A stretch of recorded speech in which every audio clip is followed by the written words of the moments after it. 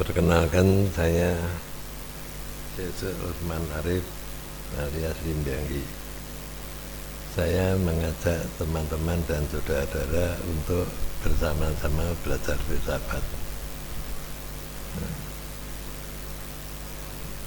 Pada pembicaraan saya yang pertama, saya menceritakan bahwa filsafat itu menjadi induk segala ilmu.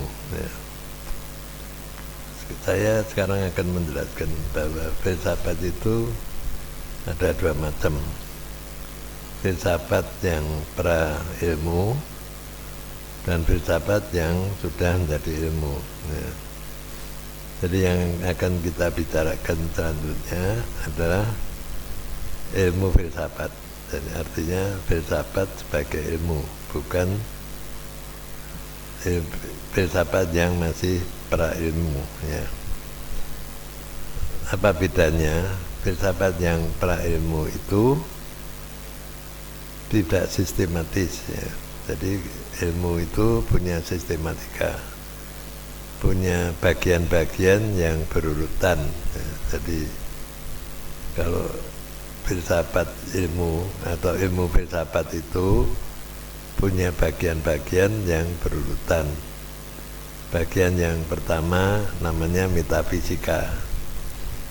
Bagian yang kedua namanya epistemologi, atau filsafat ilmu pengetahuan. Bagian yang ketiga metodologi. Bagian yang keempat itu logika. Bagian yang kelima etika, yang bagian yang keenam estetika. Bagian yang ketujuh namanya sejarah filsafat. Jadi itu sistematikanya ada. Artinya kalau ilmu filsafat itu pemikirannya itu berurutan.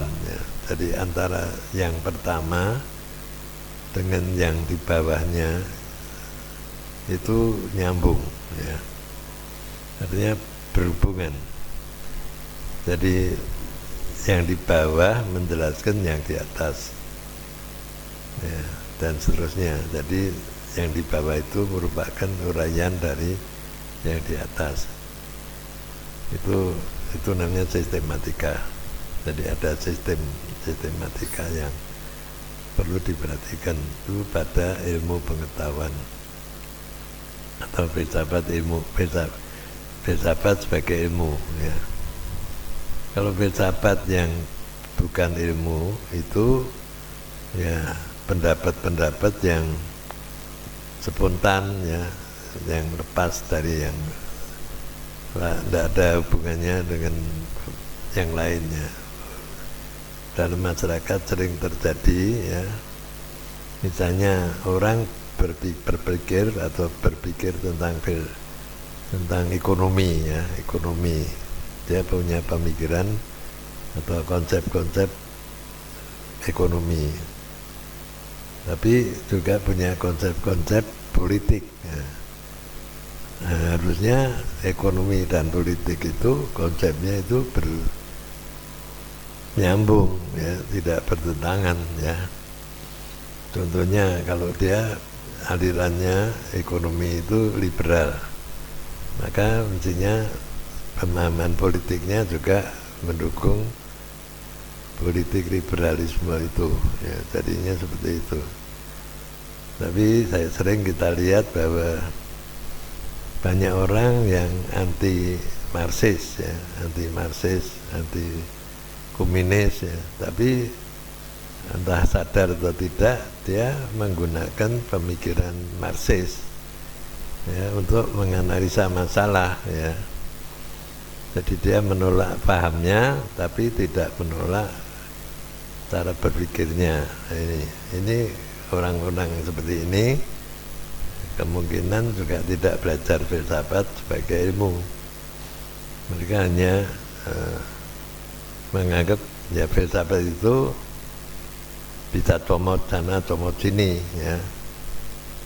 Jadi misalnya contoh orang sering menggunakan dialektika Hegel, ya, logikanya pakai dialektika Hegel. Ya, dialektika Hegel itu dipakai oleh kelompok Marxis, ya.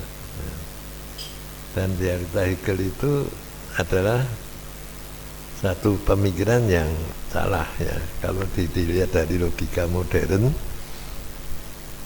simbolnya adalah C sama dengan tidak C, artinya segala sesuatu yang kita pikirkan itu benar, ternyata itu tidak benar, ya. Nah, bentuk seperti itu disebut kontradiktori. Jadi orang Marxis menggunakan dialektika Hegel. Dia nyebut tesa, antitesa. Tesa itu menimbulkan antitesa.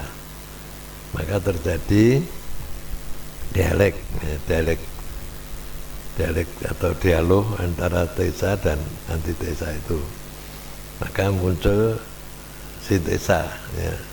Nah, sintesa ini menjadi tesa baru. Nah, setelah menjadi tesa baru, dia akan mengundang antitesa baru dan seterusnya. Jadi artinya semua yang diperoleh sebagai sintesa itu juga akan hilang, ya, akan dijatuh, akan hilang, karena semua tesa itu akan menimbulkan antitesa. Ini pemikiran semacam ini namanya kontradiktori. Jadi kita tidak bisa mendapat kebenaran dengan cara berpikir yang kontradiktori itu. Nah, ada dialektika yang lain, yaitu dialektika komplementer. Dialektika komplementer itu artinya hal yang berbeda, tidak berlawanan, tidak selalu berlawanan. Contohnya, bagi kaum Marxis, orang kaya dan orang miskin itu bermusuhan, ya. Jadi orang miskin itu antitesanya orang kaya, nah, atau orang kaya itu antitesanya orang miskin. Jadi orang miskin dan orang kaya itu tidak bisa akur, ya, menurut konsepnya Marxis kan begitu, karena berbeda kelas. Nah, kalau dialektika komplementer lain, hal yang berbeda itu saling melengkapi. Dalam masyarakat itu ada orang kaya, ada orang miskin. Itu tidak berarti bahwa orang kaya harus berkonflik dengan orang miskin, atau sebaliknya, tidak demikian. Orang kaya dan orang miskin bisa bekerja sama dan memecahkan masalah, ya. Masalah itu bisa selesai, ya, kalau orang miskin dan orang kaya bekerja sama. Jadi permasalahan-permasalahan masyarakat itu bisa diselesaikan kalau semua kelompok-kelompok dalam masyarakat meskipun berbeda-beda, tapi mereka sebenarnya bisa bekerja sama. Mereka punya kemampuan atau potensi sendiri, dan itu bisa saling menyumbang, saling mendukung, sehingga bisa menyelesaikan berbagai masalah yang ada dalam masyarakat. Itu namanya dialektika komplementer. Dalam filsafat Tiongkok itu ada istilah yin yang.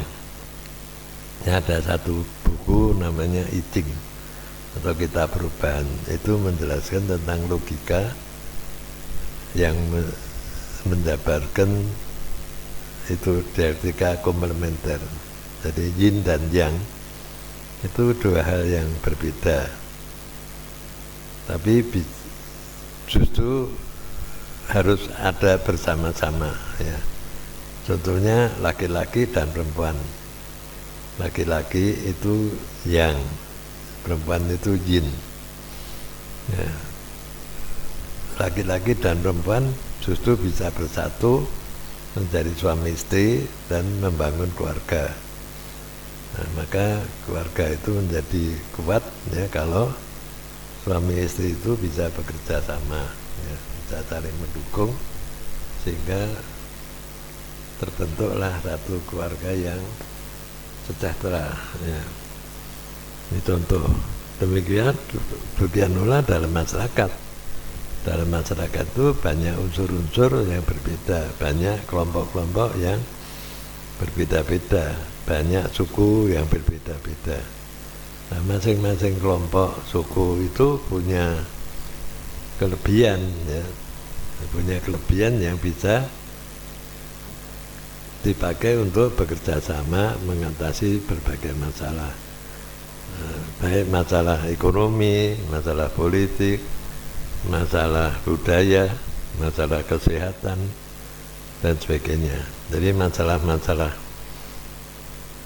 dalam masyarakat itu bisa diatasi kalau berbagai unsur masyarakat itu bisa bekerja sama tanpa ada rasa curiga atau tidak saling percaya. Ya, justru orang harus bekerja sama, ya, saling membantu.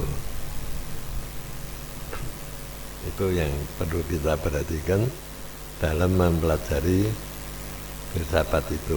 Jadi filsafat itu akan banyak bermanfaatnya kalau kita pelajari dengan benar, dengan sistematika yang tepatnya. Ya, dalam filsafat yang umum itu pertama yang dipelajari adalah metafisika. Ya, metafisika itu mempelajari hal-hal yang di luar yang nampak, ya, di luar yang kasat mata. Itu bukan berarti mempelajari hal-hal yang gaib atau hantu-hantu, bukan. Ya.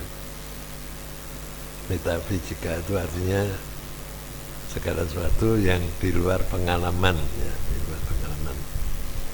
Ya, pertanyaannya memang sangat mendasar. Metafisika itu dibagi 5, ya. Ya, itu pembagian itu secara yang umum, ya, secara umum itu minimum ada 5. Ya. Pertama namanya ontologi. Ontologi itu membahas tentang yang ada. Nah, ini ontologi itu menimbulkan berbagai aliran pemikiran. Ya, yang ada itu apa? Yang ada itu apa? Itu orang biasanya kalau orang agama itu menjawab yang ada itu Tuhan. Ya.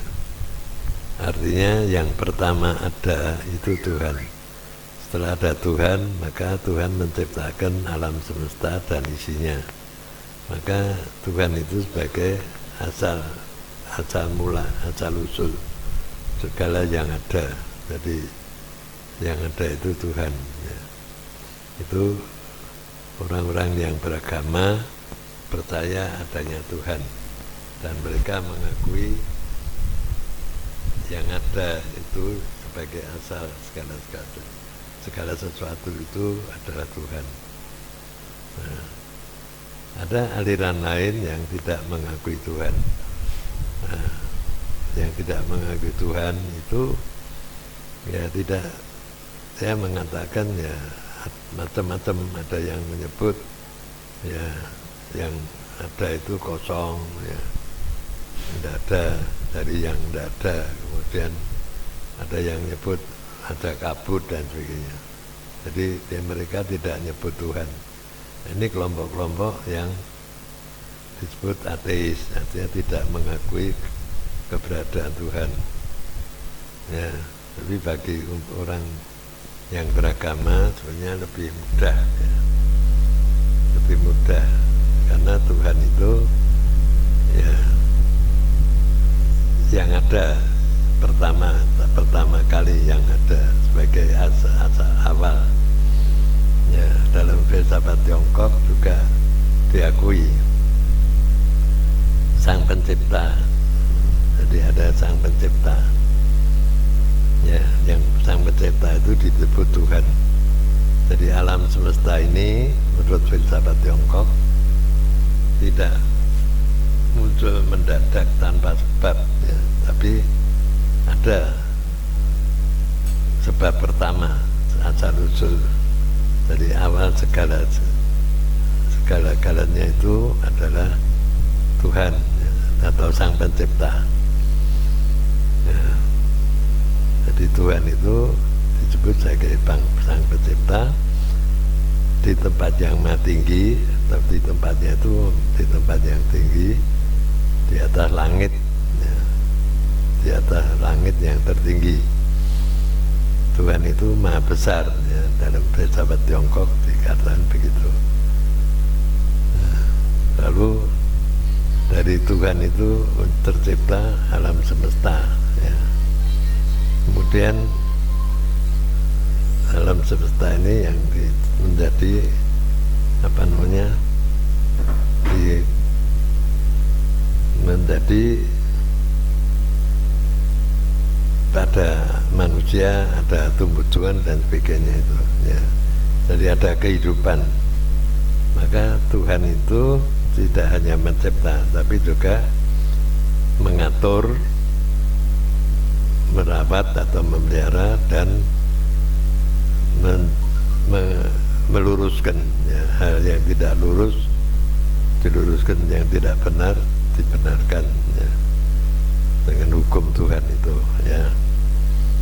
Jadi itu satu contoh, ya, yang ada, ya, kita harus tahu, kita harus punya pegangan, ya, yang ada itu apa, ya. Sebab kalau kita tidak punya keyakinan, ya, tidak punya keyakinan yang ada itu apa, ya, ya. Oleh karena itu perlu kita itu beragama, ya.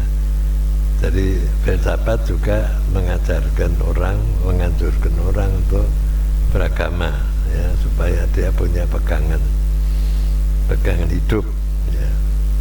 Antara lain mengakui yang ada, yaitu Tuhan sebagai sang pencipta, dan juga tidak hanya mencipta, juga merawat, memelihara, melindungi. Jadi manusia itu diciptakan oleh Tuhan, tapi juga dilindungi, ya, selama manusia itu mengikuti jalan yang benar. Nah, jalan yang benar itu bisa dipahami oleh manusia lewat ajaran agama dan juga lewat hukum alam. Jadi kalau manusia itu mempelajari hukum alam, dia akan mengetahui hukum alam itu tidak bisa dilanggar, ya. Jadi orang harus patuh pada hukum alam, ya. Semua benda yang ada di alam ini sudah punya sifat-sifat, ya, yang sudah diciptakan oleh Tuhan, ya. Ya, kita tidak perlu berdebat, ya. Kalau kita sudah percaya pada Tuhan, maka kita tidak usah berdebat. Tuhan itu seperti apa, bagaimana Tuhan menciptakan alam semesta, ya, kita tidak tahu, ya, kita tidak tahu. Kalau kita memperkirakan, ya, mengira-ngira, orang lain juga membuat perkiraan-perkiraan. Kalau antara orang dengan orang lain perkiraannya beda, maka jadilah sering menjadi sumber konflik, ya. Jadi kita ikuti saja hukum alam, ya. Orang yang mempelajari hukum alam bisa memanfaatkan kekuatan alam, ya. Ya, contohnya air, ya. Kalau kita tahu kekuatan air, ternyata air bisa dipakai untuk menimbulkan tenaga listrik. sekarang orang sudah tahu bahwa sinar matahari juga bisa menjadi kekuatan yang bisa disimpan sebagai tenaga listrik ya. Jadi angin juga bisa dimanfaatkan untuk menghasilkan tenaga listrik, yaitu dengan memutarkan baling-baling ya, dan seperti juga air juga bisa memutarkan baling-baling yang bisa menimbulkan aliran listrik ya. Jadi kalau kita paham tentang hukum alam, kita bisa memanfaatkan berbagai benda-benda di alam untuk kepentingan manusia. Jadi Tuhan juga memberi kita kecerdasan, manusia itu diberi kecerdasan ya. Ada orang mengatakan bahwa kalau ikan itu bisa berenang, burung bisa terbang, manusia bisa berenang, tapi terbatas, tapi dia bisa membuat kapal selam untuk masuk ke dalam air ya, berjalan dalam air dengan kapal selam. Manusia juga bisa membuat terbang, membuat pesawat terbang. Dia bisa naik pesawat terbang pergi ke tempat jauh dalam waktu yang lebih singkat. Nah, jadi Tuhan menciptakan manusia diberi kecerdasan ya, melebihi kecerdasan manusia, melebihi makhluk-makhluk yang lain, makhluk hidup yang lain. Jadi kecerdasan manusia itu perlu diperhatikan, perlu dimanfaatkan, ditingkatkan. Kecerdasan manusia ditingkatkan melalui belajar dan berlatih. Nah itu. Jadi kitab I Ching atau kitab perubahan yang ada di Tiongkok itu sebenarnya kitab logika ya. Nah, kitab logika itu penting untuk dipelajari. Nah, kalau orang tidak mengerti logika, dia tidak tahu bagaimana berpikir yang benar, bagaimana menganalisa masalah ya, tidak ngawur ya. Jadi kalau kita tidak mengerti cara berpikir yang benar, maka cara berpikir kita ya tidak jelas ya, tidak ada nada hasilnya. Itu yang perlu kita perhatikan. Maka berikutnya kita nanti akan membahas kitab I Ching ya, kitab I Ching sebagai ajaran logika ya. Jadi masyarakat Tionghoa sendiri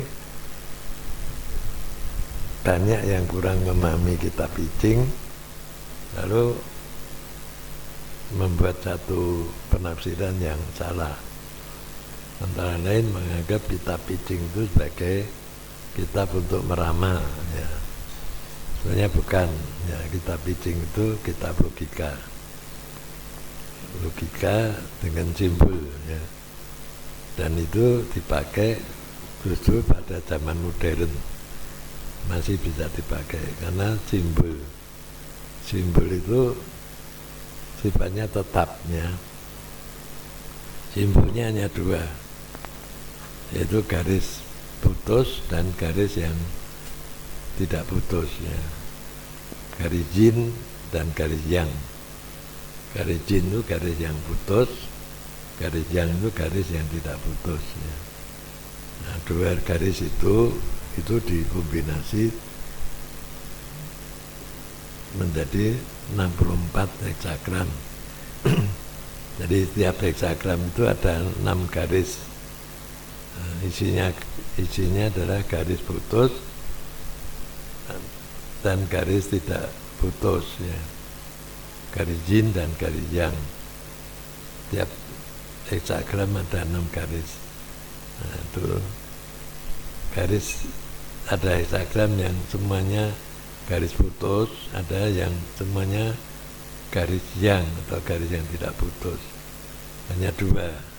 Garis yang tidak putus itu nomor 1, garis yang semuanya putus itu nomor 2, heksagram nomor 2. Heksagram nomor 3 sampai 64 itu semua garisnya campuran antara garis yin dan garis yang. Itu gambaran, itu simbol ya, jadi logika simbol. Logika simbol itu logika yang dijelaskan dengan gambar, ya, gambar yin yang tadi. Nah, itu tadi bukan ramalan, tapi itu ada bagaimana memahami hukum, ya, hukum alam itu seperti apa. Ternyata hukum alam itu salah satunya bisa dipelajari dari kitab I Ching, yaitu hukum yin yang. Selain itu, hukum alam bisa dipelajari dengan ilmu-ilmu lain, di matematika, fisika, kimia, dan sebagainya. Itu yang perlu kita pahami. Nah, untuk kali ini sekian dulu, akan kita lanjutkan pada waktu berikutnya. Terima kasih, santai.